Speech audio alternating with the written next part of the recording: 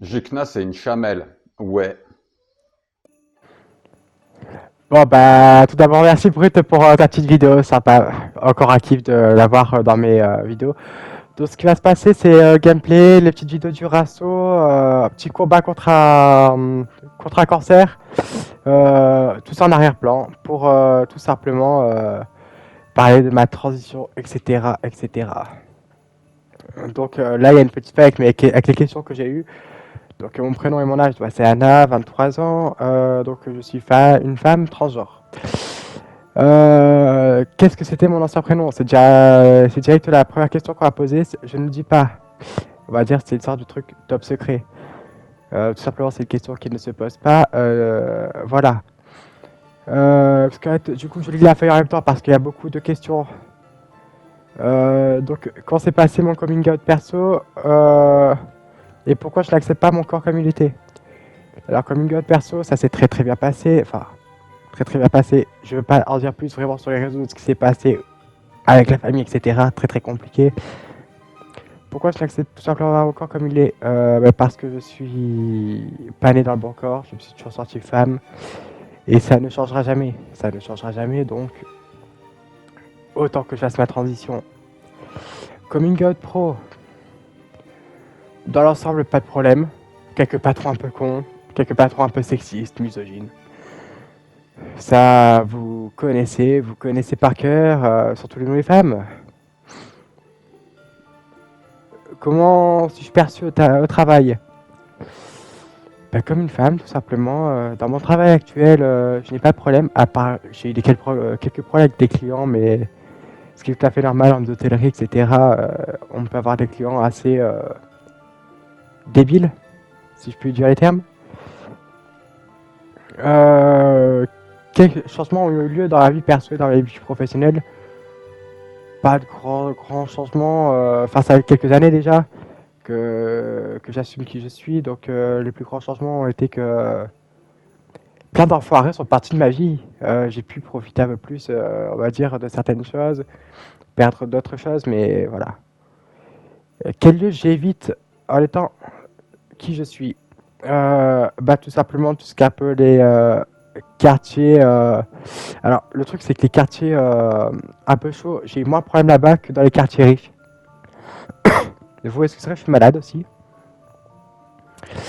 Alors, après, j'évite aussi de sortir la nuit. J'évite les petites ruelles, etc. Voilà, j'aime pas trop prendre de risques sur ces trucs-là, ce qui est normal. Qu'est-ce qui manque le plus de ma vie d'avant? Bah, en fait, avant, on m'écoutait. Je n'étais pas autant discriminé, insulté. Mais voilà, c'est les choses qui arrivent, c'est... Voilà. On va poser la question par rapport aux hormones. Est-ce que je prends les hormones? Oui. Du coup, je suis sous thérapie hormonale féminisante. Donc, œstrogène en tant qu'hormone féminine. Après, il y a décapeptile en tant que bloqueur de puberté, donc pour bloquer la testostérone. Enfin, moi, je suis à dosage très bas.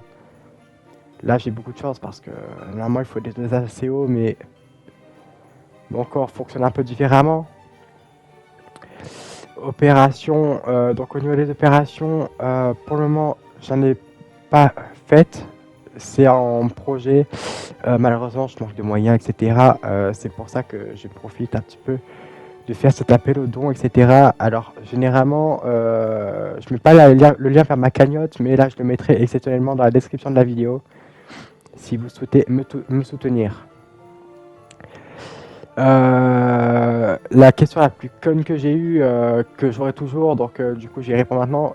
Tu fais pipi comment? Bah tout simplement, je m'assois sur les toilettes, c'est photo. Je m'assois sur les toilettes. Euh, non, c'est la question la plus conne qui revient le plus souvent. Et généralement, ce sont des adultes, des darons, des daronnes qui posent cette question-là. Ce qui est assez étonnant parce que les enfants ne posent pas ce genre de questions. Comme quoi. Alors, sexualité, bah, au niveau de la sexualité, bah, je fais certaines choses, je fais certaines pratiques, ce qui me semble normal. Après, à poser des questions par rapport à la pénétration, etc. Alors moi, je ne pénétrerai jamais parce que je ne me sens pas bien avec mon sexe d'origine. Ce n'est tout simplement pas possible. Je pense que Non, ça serait... Non, c'est inimaginable pour moi. Je ne peux pas trop en parler, mais quand ça s'est passé, c'était une très mauvaise idée. Orientation sexuelle, est-ce que mon orientation a changé au fur et à mesure? Non, parce que j'ai toujours été attiré par les hommes et par les femmes. Donc ça ne change pas vraiment. À part que... Non, ça change pas vraiment, je vois pas de très gros changements.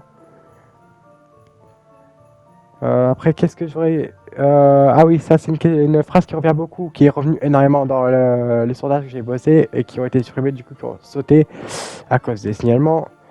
Euh, Dieu ne t'aime pas et tu iras en enfer. Bah tout simplement, poteau, pour répondre directement à cette phrase-là, je m'en tape.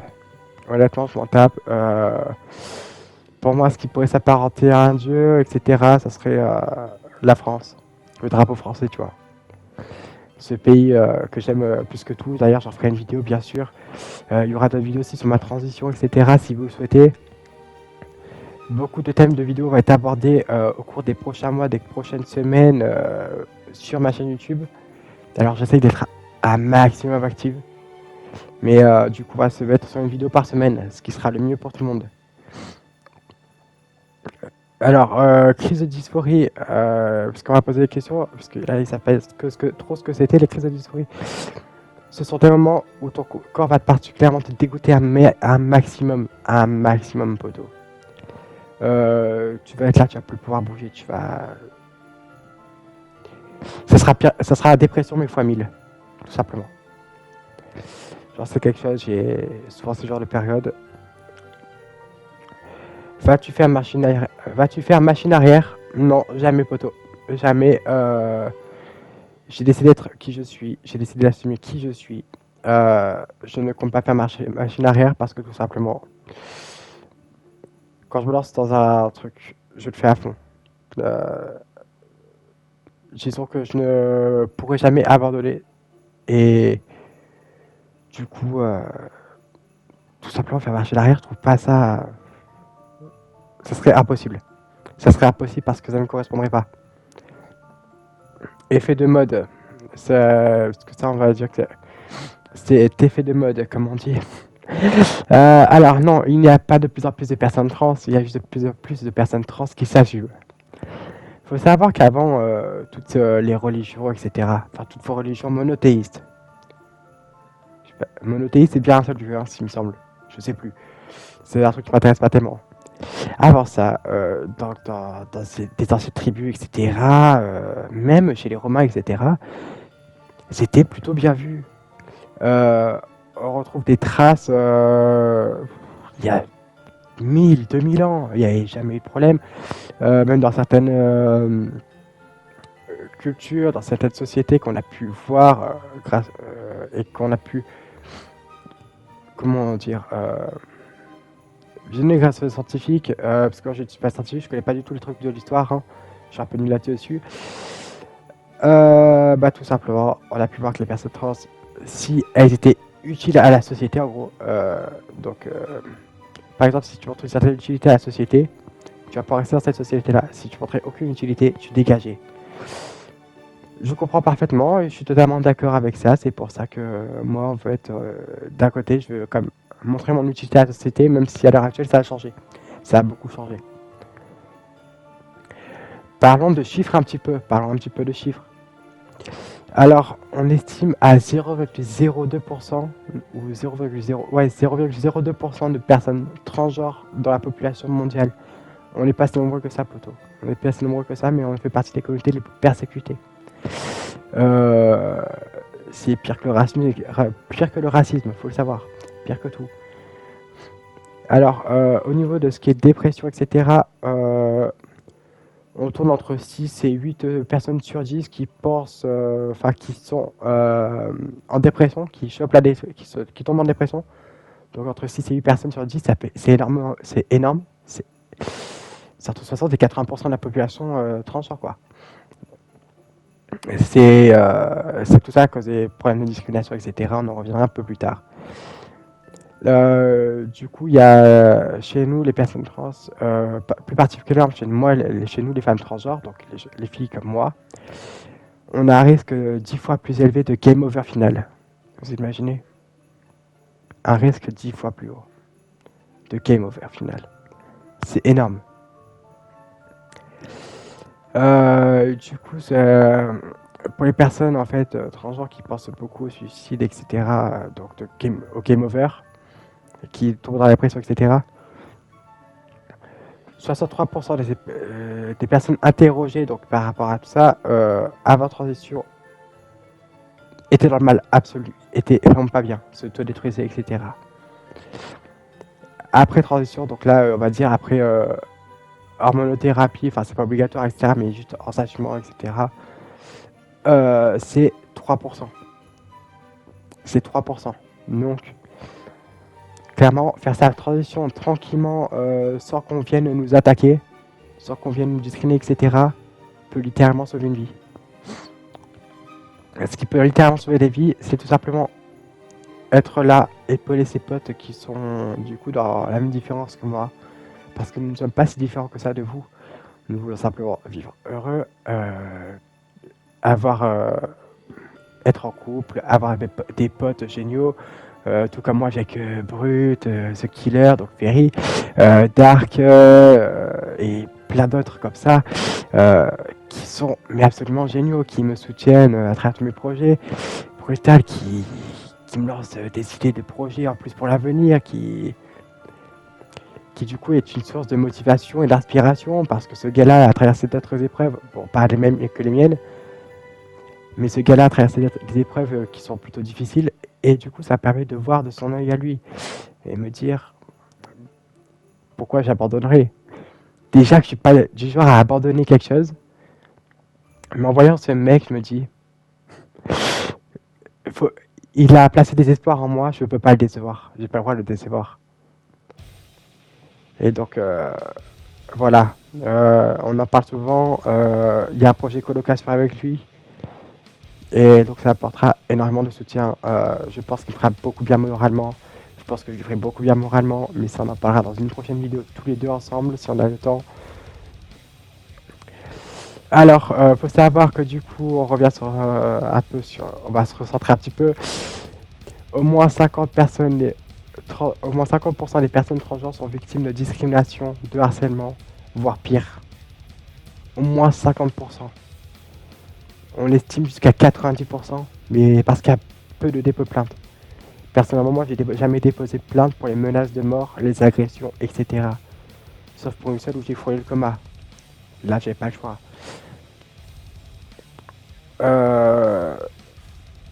Il faut savoir que tout ça, que ce soit les agressions, la dépression, etc., est beaucoup plus élevé chez les femmes transgenres. Pour la simple et bonne raison que la société nous met beaucoup plus de pression. Parce qu'on a un passing moins grand.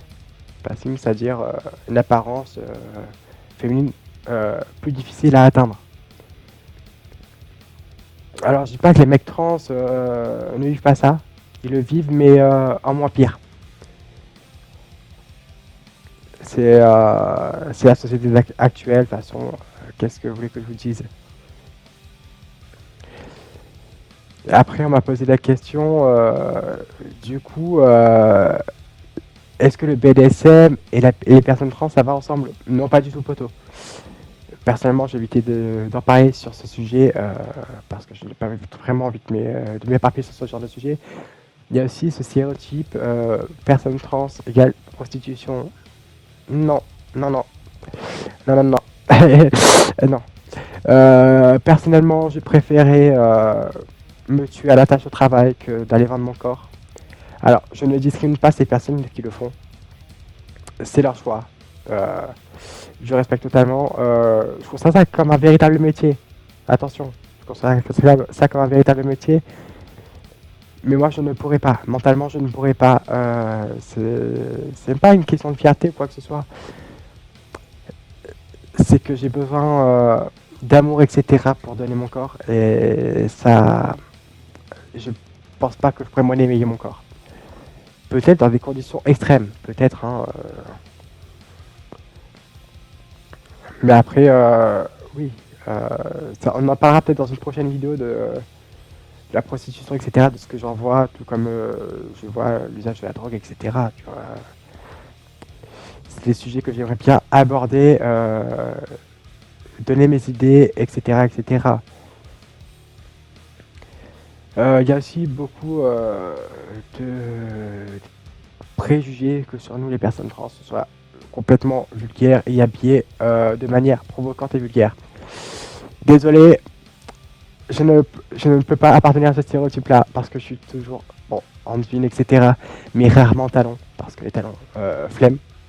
Dans mon travail, ça pourrait pas être possible. Je travaille dans l'hôtellerie. Donc, à travailler dans l'hôtellerie, porter des talons, ce n'est pas possible. Donc, je suis en jean, je suis avec mon jean, mon sweat. Bon, par contre, j'ai des trucs avec des têtes de mort, etc. Ça, c'est parce que c'est mon style alternatif. Désolé. Ouais, mais c'est très loin d'être dans la vulgarité. Pareil, il y a des façons, donc, par exemple, la photo qui a posté sur Instagram, elle n'est pas dans la vulgarité. En fait, il y a la différence entre paraître sexy, être sexy, et la vulgarité. Après, faut savoir que beaucoup de personnes transgenres n'ont pas eu vraiment de soutien de la part des femmes, de leur famille, etc., pour leur montrer le bon chemin. Personnellement, moi, je l'ai pas eu. Je n'ai pas eu ce cheminement-là ni rien. Disons que j'ai toujours su comment me comporter, comment m'habiller. Je ne sais pas comment en fait. En fait, c'est que j'ai jamais vraiment eu besoin d'expérimenter mon style. J'ai toujours aimé ce style-là, que je ne changerai pas. Je ne sais pas pourquoi, mais là, en ce moment, je passe un peu plus sur du rose, etc. Mais je kiffe trop le noir, tu vois. Qu'est-ce qu'après j'avais comme stéréotype? Je regarde sur la liste parce qu'il y a une liste là, mais il y a une liste sur le téléphone aussi. Pour vous dire comment la liste des stéréotypes est très très longue. Et c'est ça qui est le plus drôle. C'est ça qui est le plus drôle, c'est que la liste des stéréotypes sur les personnes trans sont énormes. Alors, donnez-moi 30 secondes. Parce que mon téléphone s'était mis en veille.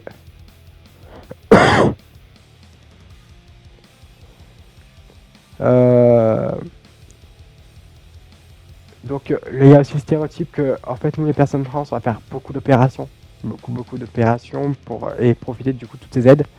Alors personnellement j'ai l'ALD qui est enfin revenu, mais je ne l'utilise que très peu. Parce qu'il faut savoir que je préfère payer mes traitements moi-même parce que je travaille. Mais on est alors là par contre c'est tout j'ai l'effet des lois, etc. Les lois j'y connais que dalle. Je suis désolé mais il y a beaucoup de trucs où je suis nul, d'accord, je l'assume.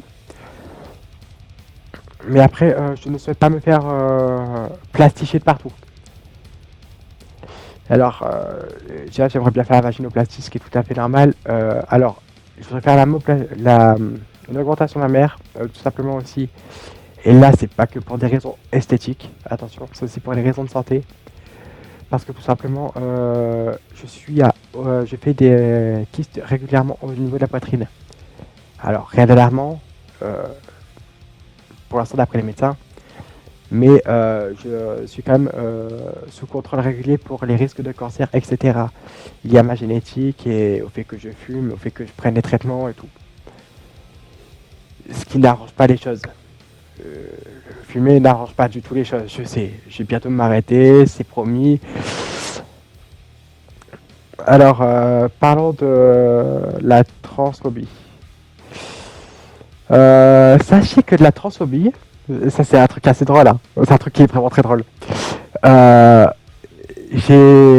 y a moins de transphobie de la part des hétéros cis, donc cis c'est ces personnes qui sont nées avec leur sexe de naissance et qui sortent bien avec, donc une femme qui sent femme, voilà, c'est une personne cis. Pareil pour un homme. Alors, faut savoir que ce qui est très drôle, ce ne sont pas vraiment ces personnes-là qui posent problème, ce sont souvent des personnes de la communauté LGBT. Et même des personnes trans qui font preuve de transphobie envers d'autres personnes trans. C'est ça qui m'a fait le plus rire. Les plus grosses vannes que j'ai mangées, les plus grosses insultes que j'ai mangées, ultra violentes, viennent de personnes trans. J'ai fait waouh. Très très intelligent, très mature. Soit disant me combat, mais non, pas du tout. Après, parlons des dick pics, etc. Alors, faut savoir que ça c'est un truc qui me fait un peu chier. j'en reçois énormément. Il y a aussi beaucoup d'espèces de charros. Désolé, je suis vraiment malade. Beaucoup d'espèces de charros qui pensent que coucher avec une femme comme moi c'est cool, que c'est une nouvelle truc à expérimenter, que c'est des trucs qu'il faut essayer, que voilà. Non, on n'est pas des bouts de viande. Il faut moi personnellement, j'aimerais bien être vu comme une véritable femme, donc ne pas être prise pour un bout de viande. Donc un minimum de respect, messieurs, c'est tout ce que je vous demanderai, du respect. Je vous respecterai aussi si vous n'êtes pas m'emmerder. Parce que c'est beaucoup de mecs. Faut savoir que ces mêmes mecs publiquement viennent m'insulter. Oui, oui. Ces mêmes mecs m'insultent publiquement, mais pas derrière, donc en privé. Ils font ouais, je suis désolé, c'est juste que je vais essayer avec des gens comme toi parce que ça m'intéresse. Je vais essayer pour voir ce que ça fait. Ça, poto, je suis pas d'accord avec ça. Je trouve ça débile. Je trouve ça complètement débile. Parce que ça voudrait dire que tu me réduis à l'état de choses. Donc ce n'est pas normal. Ce n'est pas normal. Après, bon bah il y a eu beaucoup de trucs, hein, beaucoup de trucs. Alors du coup, pour tout ce qui est ma transition, etc., on a du coup abordé les plus gros points. Les plus gros points. Dans les prochaines vidéos, on parlera un peu plus de transition, de ma transition dans les points les plus approfondis. Il y aura texte oral sur la transition aussi. Il y aura des vidéos sur mon point de vue sur la drogue, sur mon point de vue sur la prostitution, mon point de vue un peu sur la politique, que je ne comprends pas vraiment. Il y a aussi du coup en stream, on fait beaucoup à jouer des jeux vidéo, on partage nos idées.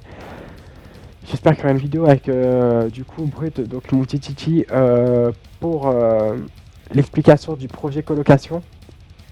Ça faut qu'on en parle ensemble en cam ou faut qu'on voie. Mais ça peut être très très utile d'en parler. Qu'on en parle publiquement, parce qu'on en parle actuellement en stream, mais pas du tout sur nos vidéos. Moi personnellement, je suis en train de passer mon permis, etc. Donc c'est pour ça aussi que j'ai un appel aux dons pour pouvoir tout financer, en fait, tous mes projets. Ça pourrait éviter que j'ai trop à travailler. Ce que je veux dire trop à travailler, c'est travailler 200, 250 heures, 300 heures par mois. Parce que le but n'est pas de faire, pour mes projets, le but n'est pas de mettre en danger ma santé pour réussir. C'est quand même à la fin de pouvoir vivre, tout simplement, et pas être en mode survie. Voilà, j'espère que la vidéo vous aura plu. Si vous avez des questions, posez-les en commentaire. Je n'hésiterai pas à répondre le plus honnêtement possible. Je suis désolé, je suis un peu redondante. Ciao, ciao, Zubi. Merci à tous d'être venus.